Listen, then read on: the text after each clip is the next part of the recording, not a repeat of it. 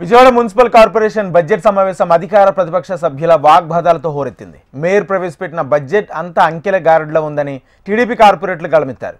ఇరు పార్టీల మధ్య అరుపులు కేకలతో గందరగోళంగా మారింది. ఇదే సమయంలో వైసీపీ నుంచి జనసేనలో చేరిన మరికొందరు సభ్యులు బడ్జెట్ అంతా అంకెలతో గొప్పగా ఉందని, ఆచరణలో మాత్రం ప్రజలకు ఉపయోగకరంగా లేదంటూ తేల్చెప్పారు. మొన్నటి వరకు కలిసి పనిచేసిన వైసీపీ కార్పొరేటర్ల మధ్య మరోసారి మాటల యుద్ధం జరిగింది. గందరగోళ పరిస్థితుల మధ్య 13,000 కోట్ల రూపాయలతో బడ్జెట్ ఆమోదించారు.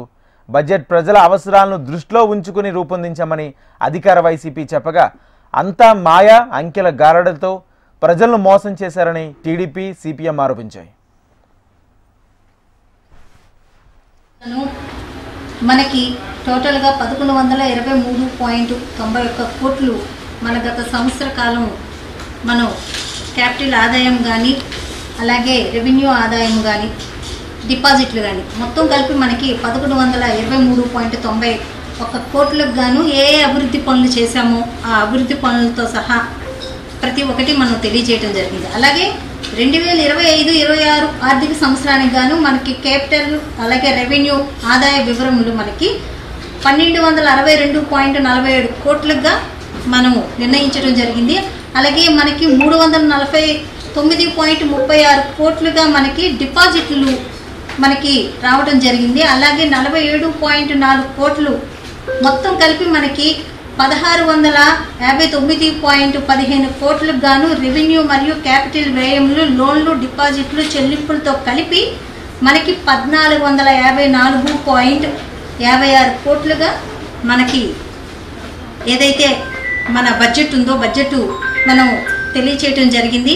ఇది ఏ దానికి ఎంతెంత మనం బడ్జెట్ వినియోగిస్తామో అన్నది కూడా మనకి బడ్జెట్ బుక్లో మనం తెలియజేసాం. అలాగే మనకి మిగులు ఆదాయం ఈ సంవత్సర కాలంలో మనకి మిగులు ఆదాయం ఏమైనా ఉందంటే 204.59 కోట్లు మనకి మిగులు ఆదాయం కార్పొరేషన్కి ఉండడం జరిగింది.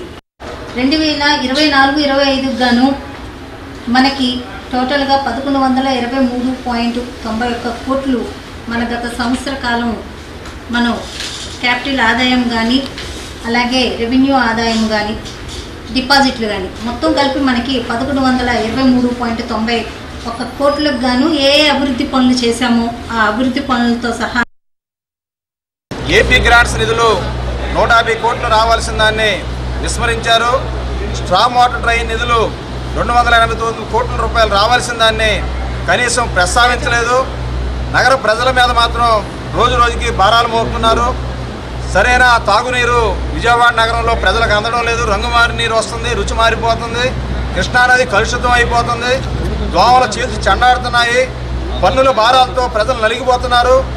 బుడమేరు ఆధునీకరణ కార్యక్రమాల్లో గత తెలుగుదేశం ప్రభుత్వం, ఎన్డీఏ ప్రభుత్వం, వైసీపీ ప్రభుత్వం పూర్తి నిర్లక్ష్యం వల్ల నగర ప్రజలు లక్షలాది మంది మనకి అంచనాలు చూసుకుంటే 25-26కి ఆదాయం 1309 కోట్లు చూపించారు. ఖర్చు 1450 కోట్లు చూపించారు. అంటే ఇంకా కార్పొరేషను 150 కోట్లు అదనంగా ఖర్చు పెట్టాలని చెప్పి కూడా చూపించడం జరిగింది. మరి కార్పొరేషను అధికారులు కార్పొరేట్లకు, గౌరవ కార్పొరేట్లకు ఇచ్చినటువంటి బడ్జెట్ బుక్కి ఈరోజు మేయర్ గారు ప్రసంగంలో చెప్పినటువంటి అంకెలకి సుమారుగా 300 కోట్ల రూపాయల పైన వ్యత్యాసం ఉంది. మరి అధికారులు చిత్తశుద్ధి లేకుండా బడ్జెట్ తయారు చేశారా, లేదు మేయర్ గారు ప్రజలను తప్పుదార పట్టించడానికి మరి తప్పుడు ప్రసంగాలు చేశారా? 300 కోట్ల రూపాయల తేడా ఎలా వచ్చిందని చెప్పి కూడా